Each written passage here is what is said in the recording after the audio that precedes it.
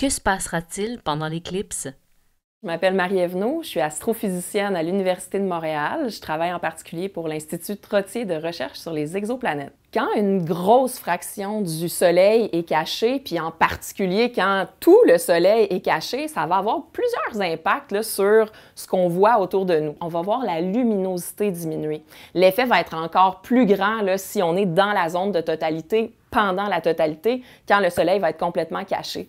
Donc, on n'a pas tout à fait une noirceur qui ressemble à un coucher du Soleil. Ça ressemble pas vraiment à rien de ce qu'on est capable de voir dans une journée normale. Il va faire assez noir dans le ciel pour qu'on soit capable de repérer certaines étoiles brillantes et même certaines planètes de notre système solaire. Donc, il fait quand même pas mal noir. Un autre effet, c'est que la température va chuter. Donc, le Soleil, il réchauffe la planète Terre.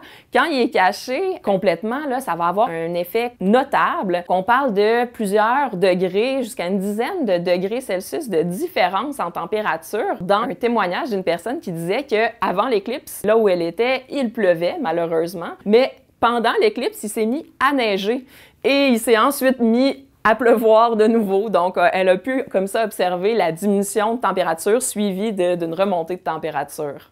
Tous ces phénomènes-là, ça a un effet sur les animaux. Donc, les animaux vont se comporter de manière différente. Il va y avoir des animaux qui vont penser que c'est le temps d'aller se coucher. Et puis, je dois dire aussi que les animaux que nous sommes, les humains, nous aussi, on a des réactions. C'est de l'émerveillement, de l'excitation. On va voir les gens pleurer, crier, s'emballer. Il va y avoir toutes sortes de réactions parce que c'est vraiment un phénomène qui est spécial et très, très rare.